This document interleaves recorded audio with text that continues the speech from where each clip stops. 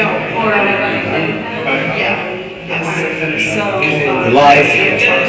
his town, new launches. I see. I need a better camera though. But I'll put that on the list for next time. So, but I can see you and. Never really interacted with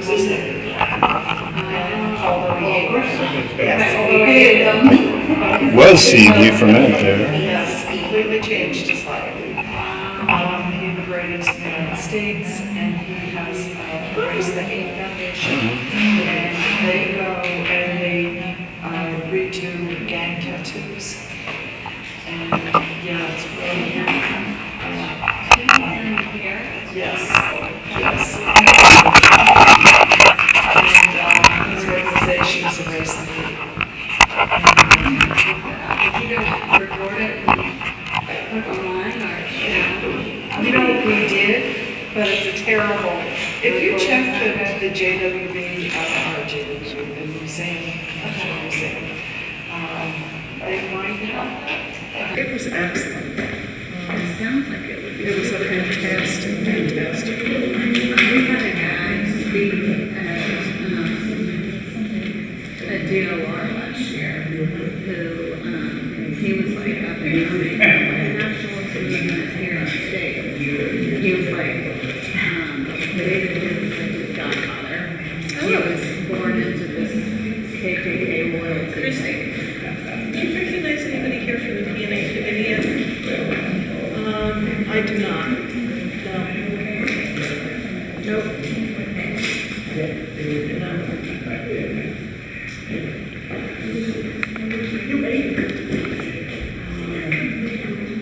And I know that they have two co-chairs. Right, and I thought that they were coming.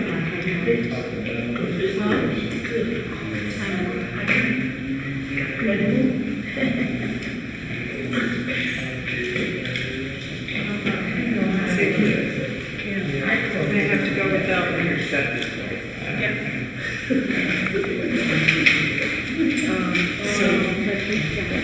Jonathan and Chris were the two. Yes. Chris Curry. You're Chris Curry? I am. Okay, hi. Hi. Do you want me up there or just?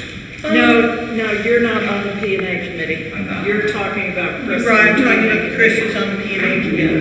I'm on the P&A committee, but I'm not necessarily representing them. I'm here to see them on behalf of the Okay. Do you know, were they intending to come this evening? They were going to try. We had a meeting the other night, last week, and it was mentioned.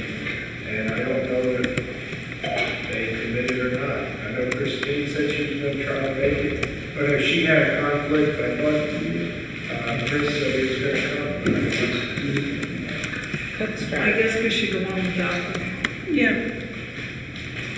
Okay, well, welcome to the October Members Council meeting. Members Council is open to everyone at River Park, and it's an opportunity to get information about particular topics and to provide input to the board and management on issues that are of concern to you. We're going to focus tonight's discussion on River Park out of doors. So no discussion underground, no discussion in hallways. We're going to talk about the plants, the flowers, the lighting, anything that has to do with River Park outside of this building. So we have Mark Rotifer is going to talk to you about composting. So we'll start there. All right. Should I do this? So as you said, my name is Mark Rotifer, and I live in S847. And I used to be on the P&A committee, but I'm no longer anymore. When I was there, I brought up the idea of hiring a composting service, which we did starting in May of this year. And so in this little brief intro, I just wanted to answer two questions that I thought were important. And the first question is, why should we compost? And the reason is because it reduces waste. When we put organic waste, when we compost it, it doesn't end up going into the landfill and being there for hundreds and hundreds of years. Another reason is the impact of what actually happens when organic waste is in a landfill.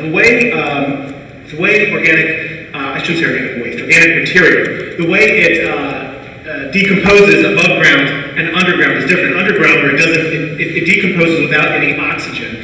It creates a gas called methane. It creates methane, which is a greenhouse gas emission. It's a greenhouse gas, one of the gases that causes climate change, and it's 84 times more powerful than carbon, which is what we think of as the primary greenhouse gas that causes climate change, and it is. And there's a lot more carbon out there causing this problem than there is methane, but as I said, methane is a lot more powerful in terms of its greenhouse gas effect.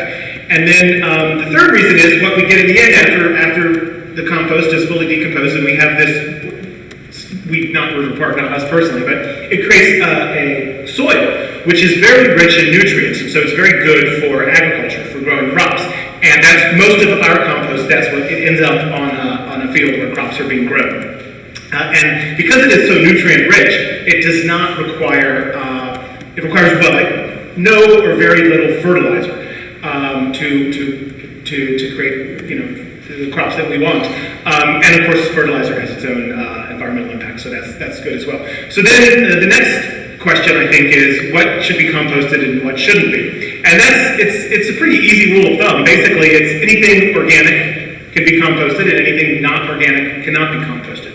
So any sort of food scraps, anything from your kitchen, whether that's or anything that's maybe been in your refrigerator for too long that it's time to throw out, you can put in there. And it's not just plant materials. I mean, yes, fruits and vegetables, but even things like meat and dairy and even bones. Bones will decompose into the soil.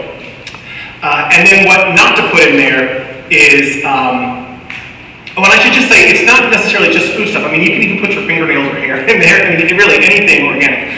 And we don't want anything that's not organic. So something like plastic or polyester or rubber, acrylic, we don't want any of that. That will never decompose into organic material because it's not organic material. And then I was looking through the list, which I printed out a few copies of what you can compost and what you can't, and I'm happy to pass those around. It's things like, let's see, I have a list here: metal, glass, foil, paint. These are all things you can't put in it. Cigarette butts, used bandages, diapers, no candles, crayons, or wax. And there is one kind of organic material that we don't want in there, and that's any sort of animal waste. So no dog poop and no kitty litter. Because even though that can decompose into this, the facility where we send it doesn't want that for sanitation reasons. So don't put that in there. So anyway, hopefully I've convinced you that composting is worthwhile and helped you figure out what should be composted and what shouldn't. And I have, in the Q&A session, I'm happy to talk more about how it works and how the process works and where our stuff goes and what happens to it and all of that kind of stuff. And in case you didn't know, we have two compost bins, one right over here, and then the other one is on the far side of the north building by the playground. Do you have a sense of how well they've been used?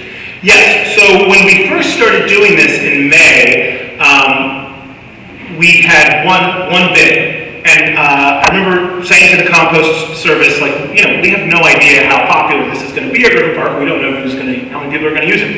So we had the one, and it was filled up within 2 or 3 days, I think, to the brim, and people were saying, hey, there's no place to put this. And so that's when we ordered the second one. So that made the cost go up a little bit. And so I just today got some stats from the Compost Crew, which is the company we use. And so far, since we've been doing this, it's been almost 10,000 pounds that has been in this. It's 9,600 pounds. And it's really, so the last 2 months, it went way up. It was 2,400 pounds and change in August and September, which is half of the total. So it's going up. So we think it's successful. I see people using it a lot, so I think it's going well. If things go in there that they don't want, do they give feedback to us? Yes, I think so. And these stats I got from them today, they sent one, which Alethea emailed out with RiverPark this week in May, and it had the percentage of contamination, which this one that they sent today doesn't, and it was 0%. And I do believe that if this is a problem, they will tell us, because obviously if you have something like plastic in there, that's not going to work. And I haven't heard of any complaints of that being an issue. Do we pay them or do they pay us? We paid them. A lot? So when we had one bin, it was about $100 a month, And when we then got the second bin, and these are serviced once a week, they're taken out, they come and take the stuff away once a week. When we got the second bin, it went up to 175. So I actually did the math on this because I thought this question might come up. So of our total, we have 518 units. So the cost per month works out to 33 cents a unit is the cost of this. So I would say it's not a lot. I've been taking my clippings, my garden clippings, and bagging them so that I could put them in the trash, which I understand is the only way I can do that. But now if I brought those clippings over to one of these bins, it would fill up very quickly. You can put it in there. It's certainly organic. I don't know. I would encourage you to do it. I mean, I don't know if it maybe not to the brim. I don't know what the happy medium is. And that's probably also something that would be hard to account for in terms of the capacity, right? Because that's not going to be the same. In some months there's going to be a lot, and in some months there's going to be almost none. The bins seem to dance around a bit. One time they're over here, one time they're here, one time they're back. You can't get to them without stepping in the garden. Sometimes they're at the edge of the plaza. Can we nail it down? And then there's the possibility that some people are handicapped. Right now they're going to have to step off the plaza in order to put stuff in the bin. Can we either move it right up to the edge of the plaza or put it on top of the plaza? I think we should, and that was my recommendation when we first started doing this. I thought that they should be on these two ends, but on the cement, both because of the accessibility issue that you mentioned, and also because it's firmer ground, so they're less likely to fall over. And that stuff in there is kind of nasty, so it would be best if it doesn't fall over. So I think that's a good idea, but that decision's not up to me. Who is it up to? Us. Here, Jeff. We can we'll look at it. Absolutely. Sure. I have a question. Is it necessary to put your stuff in the little bags, the special bags, compostable bags? It's not. They must be compostable. Right, yes. No plastic, obviously. And even if it was fabric, I guess people probably wouldn't do that. But even then, you don't always know what's in there. But no, it's not necessary to put it in the compostable bags.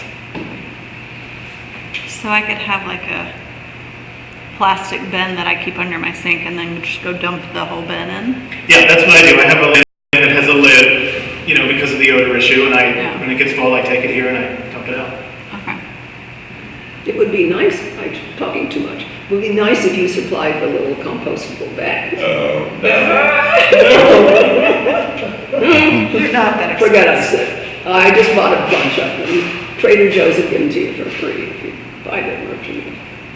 Yeah, I think that's a good idea. I mean, that's something that we have to decide if it's worth the cost. I think we're paying enough for it. I think it would be. Any other questions about composting? Yeah? Is it possible to post the list of what's acceptable on the weekly newsletter? Or? Yes. I'll send it out to the building link. Okay, to everybody. I'll send it to you here. Might want to. Getting a list. Stuff in the bin over here. Can he send a list?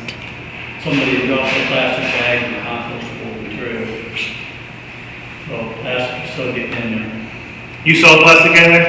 And you should, the compostable bags look sometimes like they're plastic. No, it looked plastic to me, I don't know, it might have been, but I'm just saying, I want to reiterate that again. Yeah. There are some green ones that will look the same, but these say compostable. Yeah, but the first time I ever saw it, I actually, before we did it, used to take my compost over to Tiber Island, and that was the first time I ever saw them. And I thought, what is this? And they were compostable. So, but yes, I mean, that's, like I said, I spoke to the woman with the compost crew today to get some this and some other information, and I said, is there anything, you want me to say to them? And she said the number one thing is emphasize what goes in there and what doesn't, because we don't want any contamination. And also, I should add, if you don't know, this also goes for recycling. If there's any doubt, leave it out. It would be better to, like, if you don't know if something's recyclable, and so you don't know, so let's say there's a 50-50 chance, and you put it in the recycling, and then it's not, they may reject the whole bunch of it, because it's time-consuming and expensive to pull stuff out. So it would be better to take something that's recyclable and not recycle it than it would be to take something that is recyclable and cause all of the recycling to go into the compost bin. And I think it's a similar idea here with the compost, that we don't want to contaminate it, so if you're not sure, err on the side of not putting it in the compost. Okay, any more questions about composting? How many people here compost? Excellent.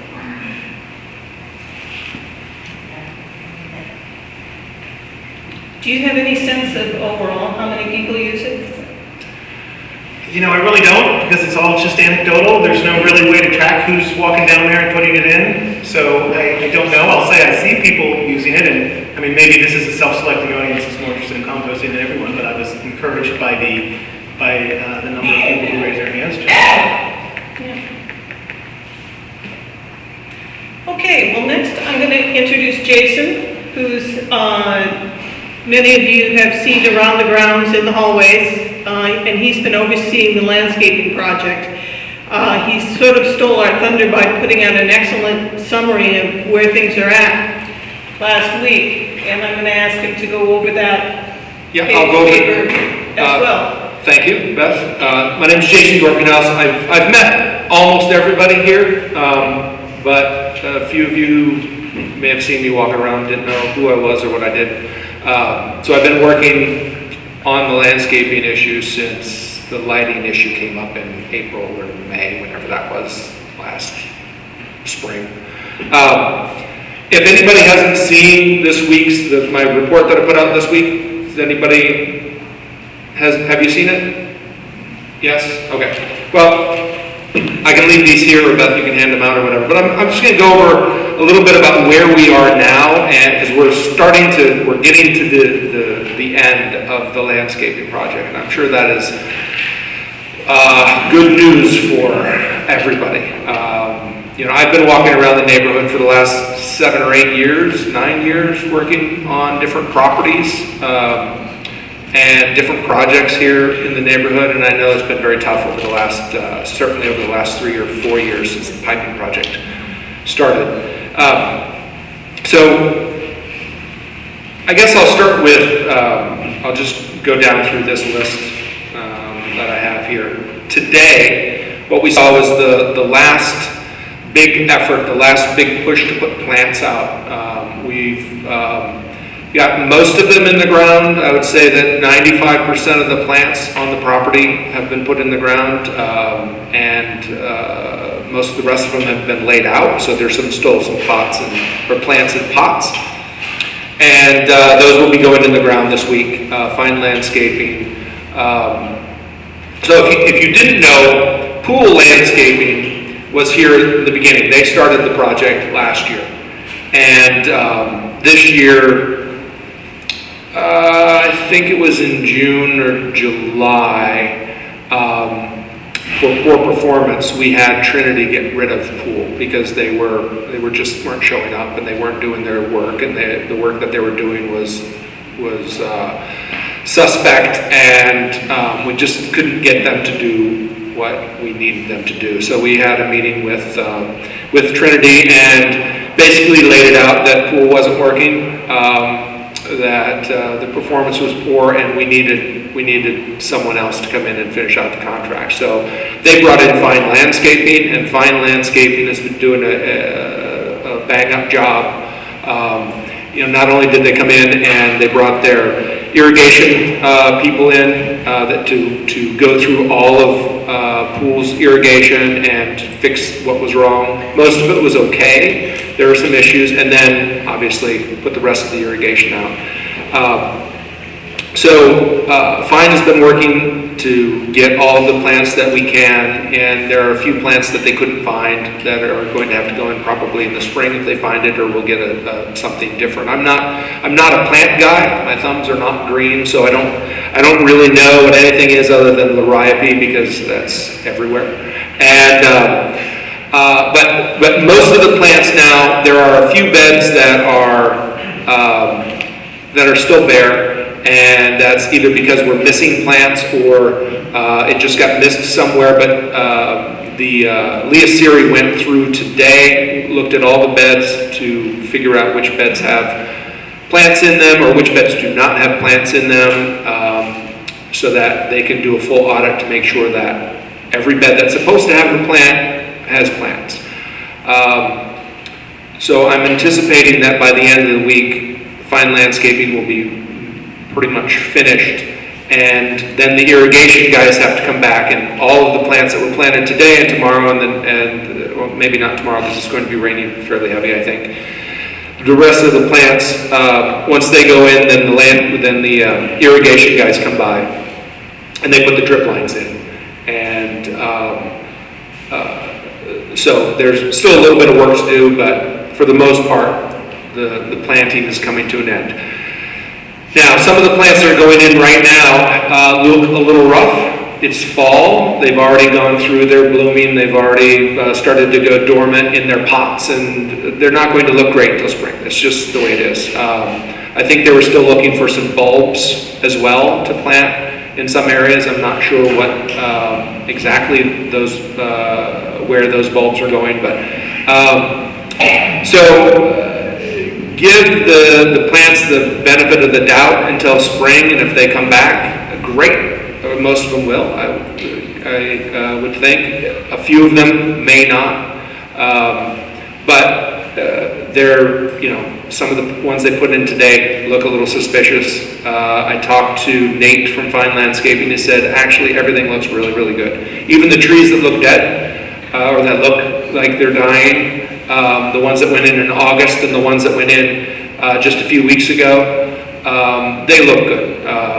And you can tell by, well, you can test them, you can scrape the bark a little bit and see that there's green underneath the bark, even if all of the leaves are dead, because they go through planting shock. So the good thing is that Trinity has given us basically an extension. So the way the warranty works on planting is one season, one growing season. Well, there were quite a few plants that were planted last year, and they've already gone through their one growing season. But in order to not have any sort of argument, because there were issues with getting things in the ground in a timely manner, and this has been dragging out, they said, okay, we are basically going to, every single plant that's been planted in the landscaping project will have a solid another growing season. So at the end of next growing season, if there are plants that don't survive, then they will be replaced.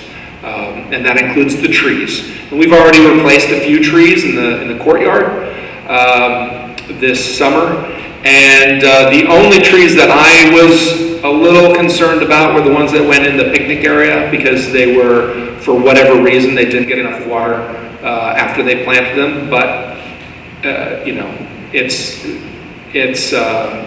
going into winter, so we'll let them winter over, and then hopefully they pop out and thrive next summer. But if they don't come back next spring, next summer, then those two are under warranty. So don't worry about the plants right now. Next year, during the summer, we'll be able to shake it out and be able to see what needs to get replanted, if anything. On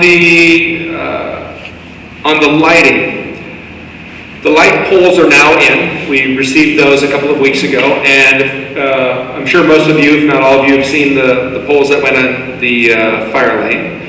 And the lights that are on top of the poles in the fire lane, there are 6 different varieties of light. There are some that are low lumen, medium lumen, and high lumen. There are some that are that shine this direction only, and some that shine all the way around. So, unfortunately, the electricians didn't read the outside of the box. So the heads that are on there are the wrong heads, but it's not going to cost us anything extra for them to replace them. It's just annoying that they put the wrong heads on. So they are going to be replacing the ones in the fire lane it'll only take a minute to take one off and put the new one on. And then the ones out here are actually destined for the side of Lot A, and a couple of them go in the picnic area. So anyway, the E and F, there are 6 out of the 17 poles, bases that are poured. They're going to be pouring more this week, as long as the weather holds out. I think it's going to be beautiful Thursday and Friday. So hopefully they're having their inspections tomorrow on 6 or 7 of the pole bases, and they'll be able to pour those shortly after. And then they can start installing the pole bases as soon as they pull the wire. The electricians are the ones that are running behind right now with the whole plan. Partly because of the change that we had when we took the 22-foot tall spotlights down and decided to change everything up. But they are now, they know that they are kind of the last on the list, and they're going to make a push because they want to get out of here just as much as we want them to get out of here. So they want to finish up. There are a couple of bollards, one here in Lot D, and one in Lot B that are not connected yet, or one in Lot D is not even wired, it's not installed yet. And one in Lot B is not lit yet. So, and then there's one in Lot E and F on the sidewalk that's not installed yet. I don't believe that that the other one is lit yet, or the electricity's not turned on to it. Bollard is the... Bollard's the short, yes, the 3-foot tall little sidewalk light. We're going through, once all the lights are in, then the lighting designer is going to, Charlene Sugarman, some of you met her, or some of you heard about her, I don't know if anybody met her earlier in the spring. We'll come back to the property at night and take a look around and make sure that we have the light that she expected. I know there was a question in Lot B, it seems sort of dark on the one side. So we're going to, once all the lights are in, it gets easier working on the lights during the winter because it gets darker early, so it's not a late night thing. So we'll go through and she'll bring her meter out and take readings, make sure that the amount of light that we want is where it's supposed to be shining. And I'm anticipating the electricians being here for another 3 weeks or so to try and get the rest of the lighting installed. So after that, then Charlene will come back and we'll check it out. And if for some reason we need more light in a lot somewhere, then we'll look at it at that point. A couple of people have mentioned that some of the benches aren't lit. Well, there are a couple of benches along the fire lane that were extra benches, and there's 3 benches out here in front of the building that do not have lights because they came from the courtyard and they came from over here between these 2 buildings. So they're extra benches that we put, but we didn't run electricity to them, so that's so they're not lit. But they were.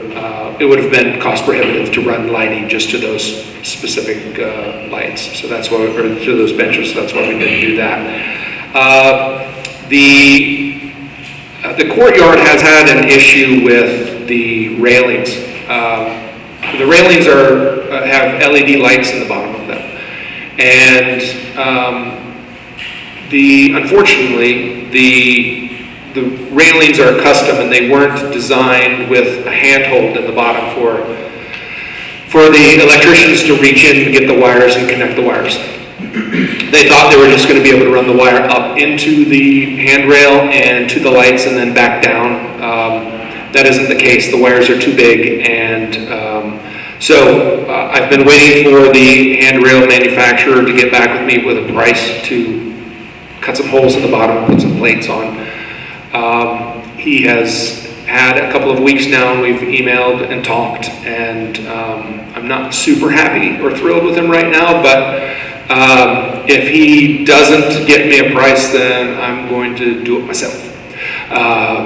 It's not a very difficult thing to do. It's just, I'm sure this is the last thing on his list. He makes handrails and welds all sorts of different things, but doesn't do everything. And I think these lit handrails are not something that he does normally. So Regardless, I'm working on it, and as soon as we get an answer from him, then we'll be able to drill the holes, and we can order make the plates and order or get them painted and installed after the handrails go in, after the lights are on. Let's see, moving down. Before you move off Yep. lighting, Yes. I've noticed the lights are on during the day. There are lights on during the day, and there's a couple reasons why the lights are on during the day. Sometimes they're testing. Sometimes they have to turn everything on in order to override the system, and that won't be a normal thing. But the electricians turn those on during the day, so they don't come on willy nilly. But we used to have the lights on in the fire lane for the all day long because of those temporary DeWalt bollards that were sitting out there for nightlight. We couldn't turn them off. We manually turned them off, but we couldn't turn the switch off. Otherwise, they would go on to full bright and shine everywhere. So that's something that's just going to happen for the next few weeks. Thank you. Sure. The picnic area is basically finished except for the lighting. And as soon as they get over there to turn the lights on, then they'll do that. Once all of the lighting goes in, then the manufacturer of the lighting sequencing or the lighting control panel will come in and program everything so that it comes on from dusk to dawn or goes out at midnight. Like the picnic area is not going to stay lit all night long. We can determine, Steve or the board or whoever can determine what lights go on at what time, and the control panel that's here in the building will be able to turn those off at any time. They're all on separate circuits, so there's plenty of opportunity to turn lights off in the middle of the night that aren't needed, or leave them on a little bit longer. So, and the system has a dusk to dawn sensor so that it actually has a geo sensor so it knows where we are, it knows what time the sunset is, it knows what time it gets dark, computers. So it'll be able to turn things on and off. Yes? The area from the fire lane to the courtyard, which was once referred to as a promenade, seems to have a lot of holes in it. Yes, and this is the electricians, they needed to move some lights, and that's one of the things that I have been in their ear about, but I'm wanting them to move those lights and get everything else done. They only have so many people, and I've bugged, I know it's ridiculous that that holes are still there. It's because they have to move the lights after Trinity had them put lights in according to a plan, and then when the trees went in, the landscaper Lisa Siri decided that the trees didn't necessarily belong exactly here. They were moved over here a couple of feet and got adjusted so that the trees would fit the space, and which meant a few of the lights needed to be moved. And it shouldn't have been such a big deal, but I'm honestly tired of yelling at them. They've won on that one. We'll get them filled in. We'll get the lights moved. It's just not something that I can spend any more aggravation. But that'll be one of the things that in the next few weeks will be, if not next week or if not this weekend, we'll get done. They have been working on Saturdays to do lighting as well. So you'll see them, as long as the weather's nice on Saturday, you'll see them here working, putting lights in. The playground area, that area is all basically finished. And if you've noticed, there's a timber edge along the back fence, and there's 4 feet of area for an herb garden. So next spring, whoever, I guess there's some committee that does something, and it's available. It'll be available for River Park members to use to plant their own herbs. There are a couple of hose bibs out there to use as well for watering. I'm not sure if Fine Landscaping or Pool will be doing it or someone else will be blowing out the irrigation system before winter so it doesn't freeze. And then obviously in the spring, they will turn the irrigation back on and fill the lines. So during the winter, we won't have to worry about those hose bibs freezing. Now, some of you may or may not be familiar with drip lines. The drip lines are all underneath the mulch, and some of them are sticking up. We're trying to get them all covered. And so sometimes you won't see them watering. You won't notice it because the water's not going to come up 2 or 3 inches into the mulch. It just sits there between the mulch and the dirt and goes down. Some areas on a slope, the water finds a way and trickles down and pools down near a corner, and all of a sudden you go, oh my gosh, there's a leak here, and I get an email or whatever, and so they've gone through it. There aren't any leaks, or we found a couple of leaks. Usually they're a geyser, and we'll notice it and be able to turn the water off, and then they'll be able to come in and fix it. But there may be some pools where in the coming years, when the plants grow larger and their root systems grow out, then they'll absorb a lot more of that water. So right now, it's like if you're watering one plant, there's a lot of water that goes off to the side, but once you have a full planter, then all that water will be absorbed. More about plants, sod. Can we stop for a minute for a few questions? Sure. Any questions? Yes. Are all of the plants watered automatically? All of the plants are going to be watered automatically. Not every single plant right now. Like the new ones that went in don't have the drip lines to them. Now I need to back up. I think all of the plants are. There may be some small beds that don't have drip lines or water, and I'm not 100% sure on that. So, but for the most part, yes, they're all automatically watered, and there's a timer, and so they don't have to be watered that long. Usually it's only 20-30 minutes because there's enough water that goes, especially if you're not spraying. If you're spraying up in the air like the old sprinkler system, then you need to water for a couple of hours. But the drip lines use a lot less water because it doesn't evaporate. And also, one thing that we've installed is a new water meter on the irrigation system itself. So in DC, as you know, the water costs a lot of money. It's I guess the biggest expense. Maybe, Ray, is it the biggest or second biggest expense here in River Park? And it's a lot of water per day, but it averages about, I think, 60, 70 gallons a day per person. And you can easily go through that, but it's very expensive because of the wastewater. And so anything that doesn't go down the drain can be taken off your water bill. So all of the irrigation then, we have a meter now, so any of the water that goes to the plants, we don't have to pay the wastewater tax as well. So that should be substantial savings during the summer over past years, because any water that you would spray onto the plant, you would also have to pay for the wastewater. So that is a thing of the past. Steve's been working on water and all of the meters and the electric, this guy, he's working on it. Were the plants chosen to be... I don't know. Yeah, seriously. I don't know like I said, I'm not a green thumb. I don't know what the reason for the type of plants. Rows of knockout roses. I don't know. And those were decided on a couple of years ago, I guess, by the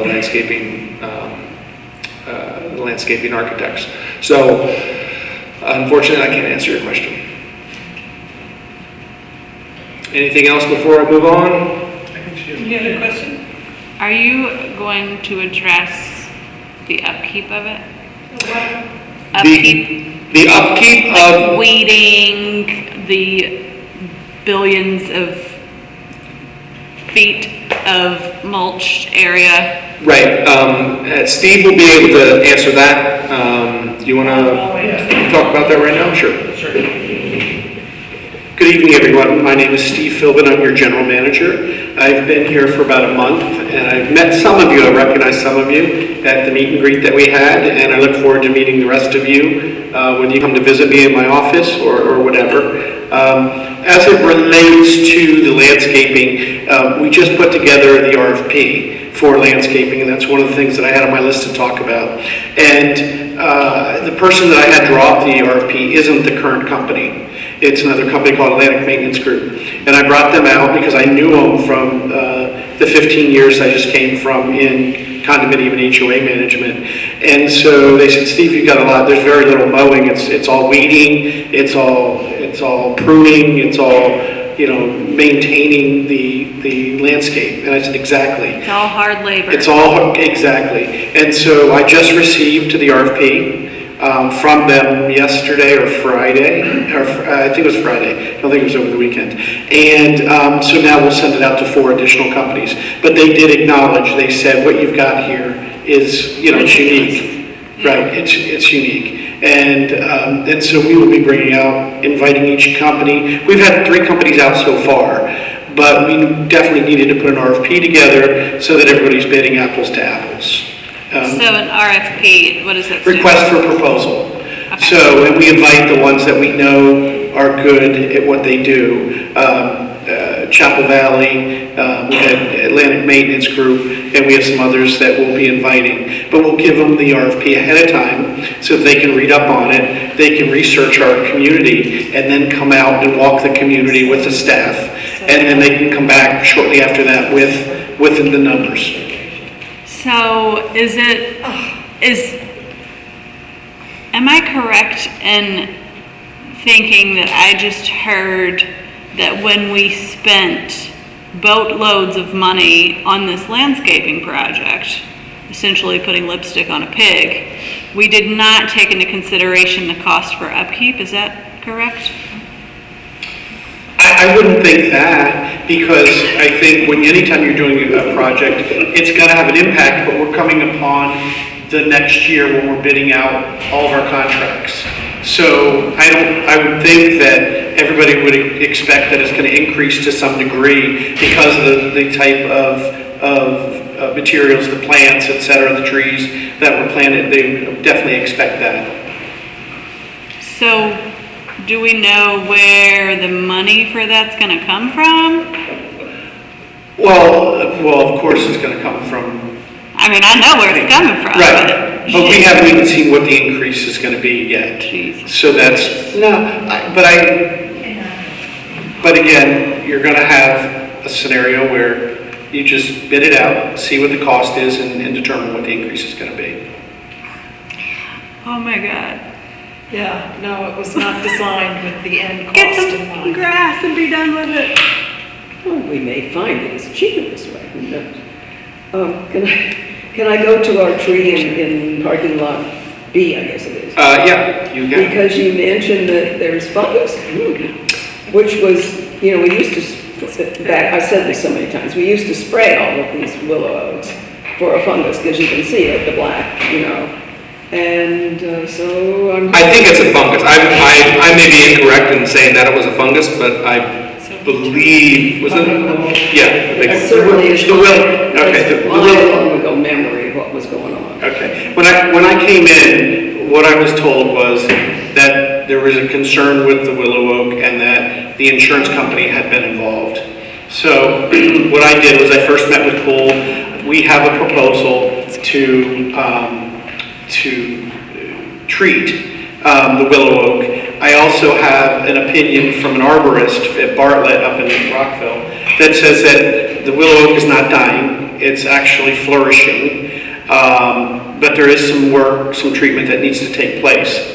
So then I reached out to the insurance company, Travelers. They had no knowledge of it, but we sent them the information that came from the arborist as well as the recommendation for treatment, and they were full supportive of the trimming, the treatment, and exactly what the arborist and the landscaping company. So that's where we're at right now. So some people are concerned that the tree may need to come down. Well, it can't come down because it's over 100 inches in diameter.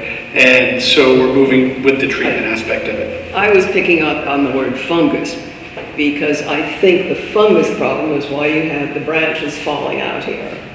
And, you know, in times past, we used to do annual sprays for that black stuff, Okay. which is, I believe, a fungus. Okay. We're also have people out here that there hasn't been trees pruned in over a period of time, but that's important. So I've had 2 companies out here, and they've labeled on the map what are trees that need to be pruned immediately, what are ones down the road, and what are future.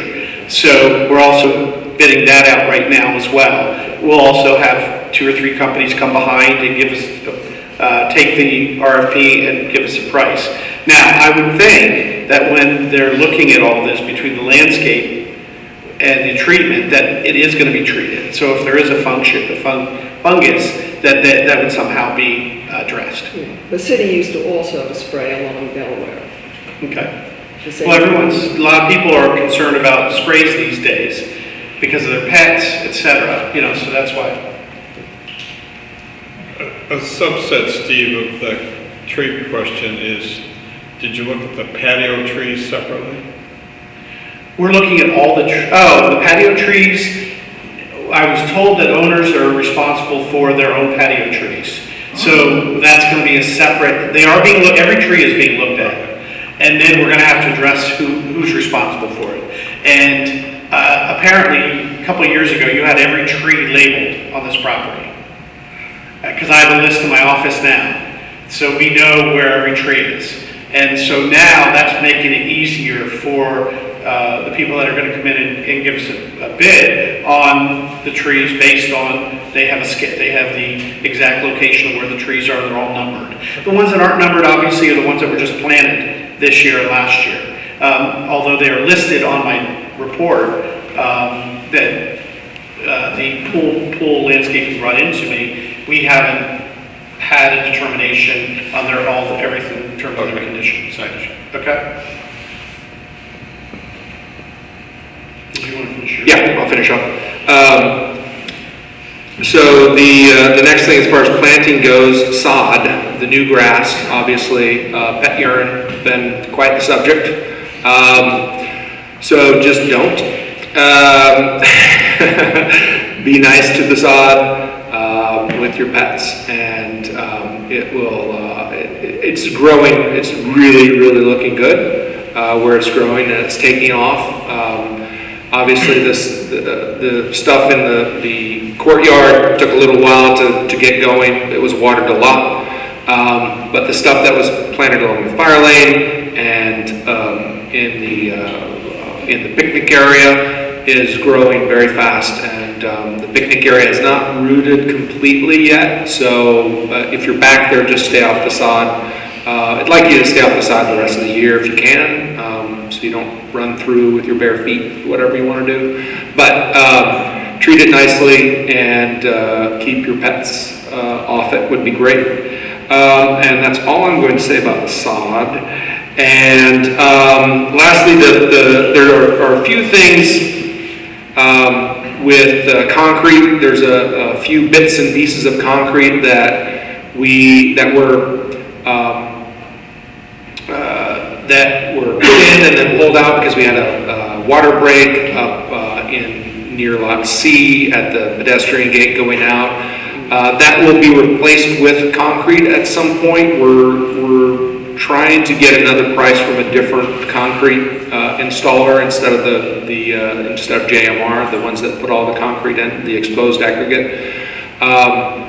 Without going into too much detail, there's a few bits and pieces of concrete that we're not happy about, and we're going to talk to them about either seeing if we can get it replaced or some sort of refund for it if possible. I don't know if that's even a possibility, but I'm gonna see what we can do, because there's some that just doesn't look as good as it should. as we expect. They did tear some up last year after the shutdown because of the cold weather, and it didn't cure properly or didn't cure quickly enough, and then they washed it off and they overexposed it and blew rocks all over the place. So there are bits and pieces of concrete that we're dealing with.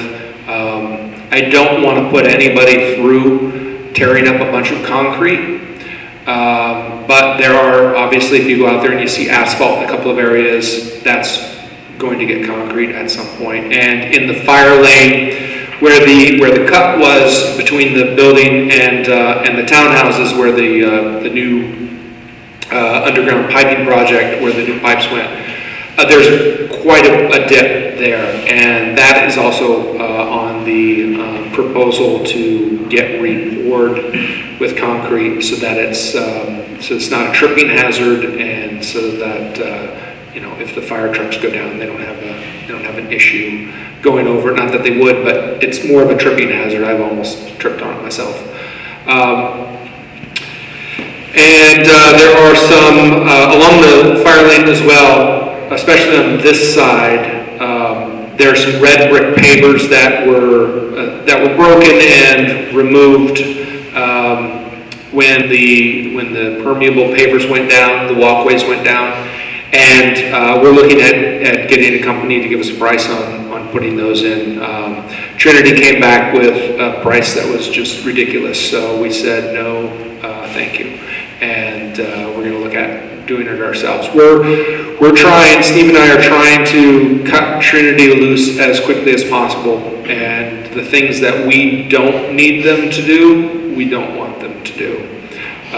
So a few things are waiting until we actually cut them loose in order to finish up, because we don't want to step on toes and say, hey, you're not going to do this anymore, and we're going to do it ourselves because for whatever reason. So a few of the bits and pieces, we'll let them finish their stuff, and we may or may not tackle it before they leave completely.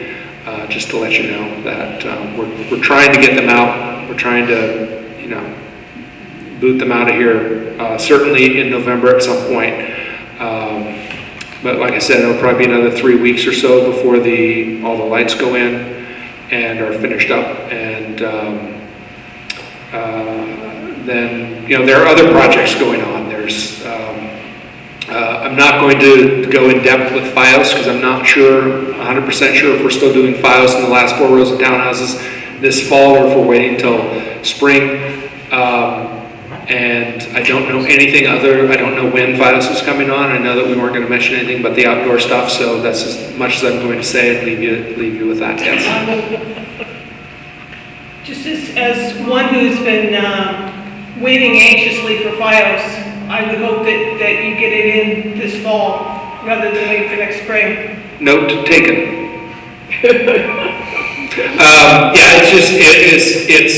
I don't see a reason why we couldn't do it. It's that it was going to be planned with the piping project, and because of various reasons, the piping project is not scheduled yet for this fall. So we're kind of we're already at the shoulder season. It's already kind of too late for the last 4 rows. So since FiOS came up, the Comcast was digging out in some of our sod.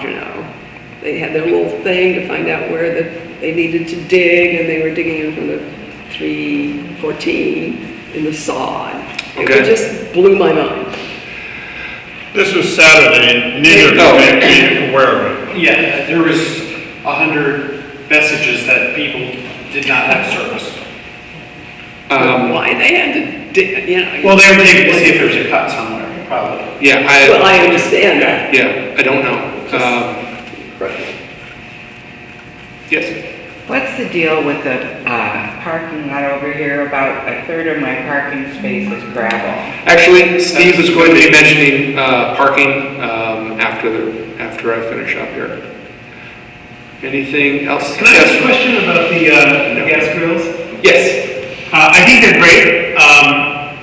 I have something for you and then something for Steve. The one furthest to the left, I don't think is working because it's never been used, and the other ones are dirty. And that one, it's perfectly clean, and you can tell it's never been used. It has, I know it has been used. I've seen it, I've seen remnants of food in it. The one and it was cleaned, but, and I turned it on because somebody said it wasn't working, and I actually physically turned it on. It was taking a while. So there may be something with that. We can check into it and see, because sometimes the igniters don't work very well, or sometimes the gas, sometimes it's the gas canister itself doesn't get connected well enough to open up the little internal valve, and so the gas barely trickles out, and then and so that could be just a connection issue, but We'll check it tomorrow. maintenance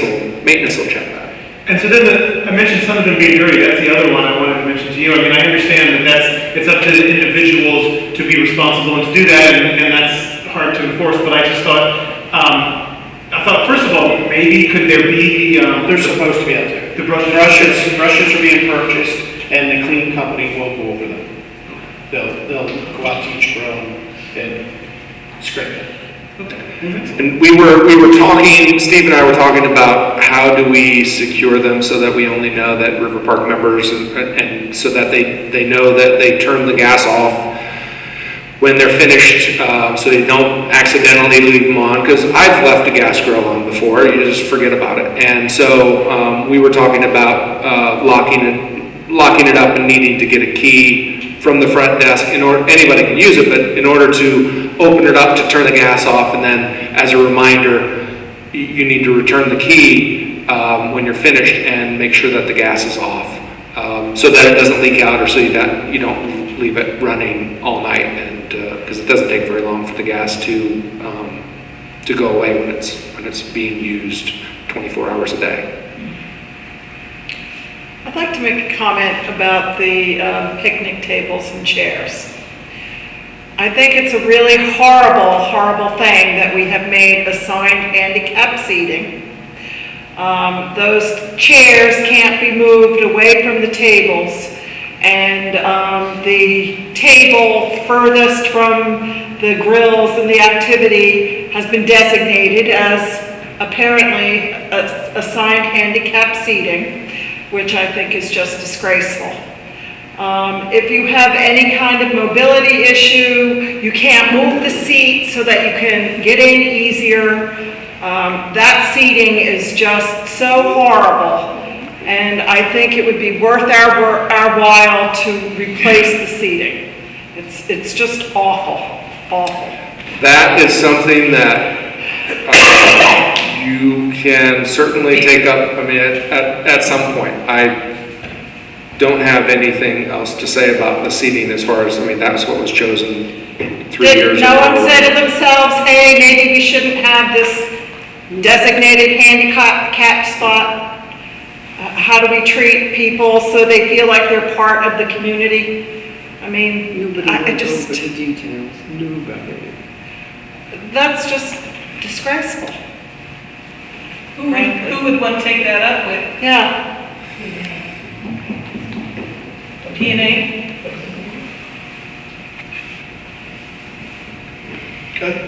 Yes, Rick. Jason, what's the difference between the River Park handrails and the handrails at the casino? At the casino? Yeah. The ones that shot. Oh, I don't know, other than I'm sure What's that... the voltage of these? Just 12 volt, 24 volts? 12 The voltage of the casino is 110. Yeah, so ours are low voltage. If theirs were 110, if those were regular line voltage, then that is the difference. That's the difference. Because I didn't know anything about that until earlier this year, so I hadn't looked into it. But ours are low voltage, so you're not going to get shocked by the, yeah. That's the point. Okay. Anything else for me? Oh, I don't see building link. Lucky me. But I am available. Obviously, I've been available for the last year at housecustom@gmail.com. Any questions that you have, certainly feel free to send to me. And usually I get back fairly quickly. Sometimes I miss an email here or there, but most of the time I get back in fairly short order. And I'll answer almost anything that I can, as long as I can. I'm not going to give you a bogus answer just to get you out of my hair. But anyway. So, yes. What's going to happen to the lights on the ground and behind this building? It's a good question. I forgot to mention that. There are the long brown poles. Those are the ones from the lights that no one liked. Those at some point are going to be sold.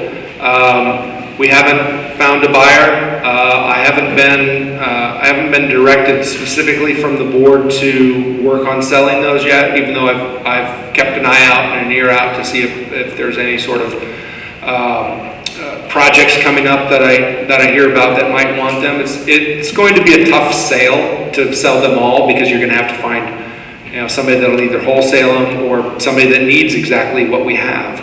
All of the lights themselves are in the basement in storage, and so those will be sold at some point. I can't tell you exactly when they're going to be sold, but then the proceeds from that will obviously go back into the general fund, or whatever you call it. And then there are some of the old light poles that they're taking down now, the aluminum light poles and the old top hat lights. They're going to stage those back there, and then we're going to take them in for scrap. The aluminum is worth something. The lights themselves aren't worth a whole lot, but the poles are worth something. You have 50 light poles. It's worth taking them in and scrapping them. But they'll be sitting back there until all of the lighting is finished, and then we can get rid of them. Nobody wants them. I was thinking about taking them and making some sort of art project for River Park. Learn to weld aluminum. Okay, that's it for me. Steve? Are you sure? I think so. Every time I say something, you go back. Yeah. I've got 3 more items, okay. Some of the other items that we're focusing on right now, one is the asphalt. We're coming up with 3 different options for the board. One option is that Trinity, which we're against, is to go back and fill all the trenches, to patch the trenches. And they're definitely going to put more stones in before they leave. But once they patch it, and we have to perform some asphalt work next year, it's all going to be dug back up. So we're looking at it in 3 different ways. One, just our potholes, coming up with a price and letting Trinity do all where the trenching was. The potholes and the trenches, and an overall new parking lot.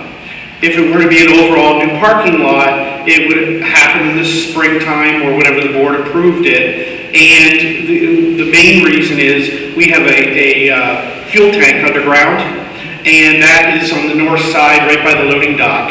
And we have to request someone come out to give us a price on removing that tank, or what options we have. If it's not removing it and they allow us to fill it, that would be a second option.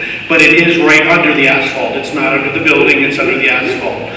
So if they do any work now, we're going to have to dig it up later. So that's what we're looking at. We've had 2 companies out here for the asphalt already, and we have 2 more coming out yet to give us pricing. So we know our basic pricing that we need to budget, but we're moving, again, we're trying to determine what direction. We've talked to Nelson and Eric about cold patching the holes that are in the parking lot so that we can get through the winter.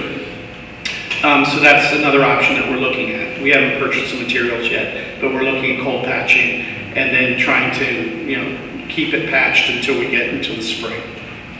Any questions on the asphalt? Okay. Snow. You all have been using snow movers for a number of years, and we are pricing that out. We have 5 companies that are bidding that out. We put together the RFP and we gave it out to 5 companies and they were supposed to turn their bids in today.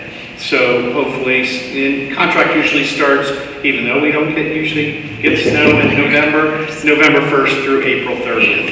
And so that's what we're working on. A lot of communities that I've managed and been a part of using the landscaping, the snow removal company is the same as the landscaping company, and that's not the way apparently in DC it's done. So a lot of the companies that we invited to bid on, 3 of them don't have landscaping companies. And Snow Movers doesn't have a landscaping company who you've been using for the last 6, 7, 8 years. But it has been, I was asked, the Budget and Finance Committee was concerned about a couple of the bills that came in last year, and so they asked for it to be taken out to bid, and so we're doing everything based on time and materials. Yes? You know we have 3 or 4 or 5 snow blowers. We do. We also have spreaders. And one of the things that we put in the RFP is based on the type, and when we find out the event, we're going to call it an event, whether it's a light snow or a 10-inch snow. Whatever type of event, we may have our maintenance staff out doing the pre-treat, which is going to save us money right away. They're saying that when they pre-treat, they use 7 people for 2 hours. Don't know if that's true, but at least I have some basic numbers. And as we start to find out, hey, we might have, an event, then we'll probably do the first couple to determine, for the pre-treating, to determine the money that we can save. Okay? One thing that I've noticed too early in the morning for me is they've been out with gas blowers blowing leaves. Is that really the best, and it smells terrible, is that really the best way to get rid of leaves on the sidewalk? Is it the best way to get rid of leaves on the sidewalk? It's a way, and I hate the gas blowers as well. I don't know, do you know if that's Trinity or if it wouldn't be Pool? Yeah, they only go to Pool, right? Right. I don't know who was doing it. Right. Currently, it's got to be Pool. Well, Pool's only here on like Thursday or Friday, depending upon the week. So they're only here 1 day a week. Right. So if it's that day, then it might be them. But if it's a different day, but they generally aren't here very early in the morning. They're usually in here in the afternoon. So it hasn't happened yet, but gas-powered leaf blowers are going to become illegal in the District of Columbia. Yay. And they have to be electric. I'm not sure when the law takes effect, but I'm surprised it didn't on October 1st. But anyway, they should be going away. I know with all the work that's been going on and the dust that's been created from everything that's been going on, I know they're trying to keep it as clean, and then if they're done in the next 2 to 3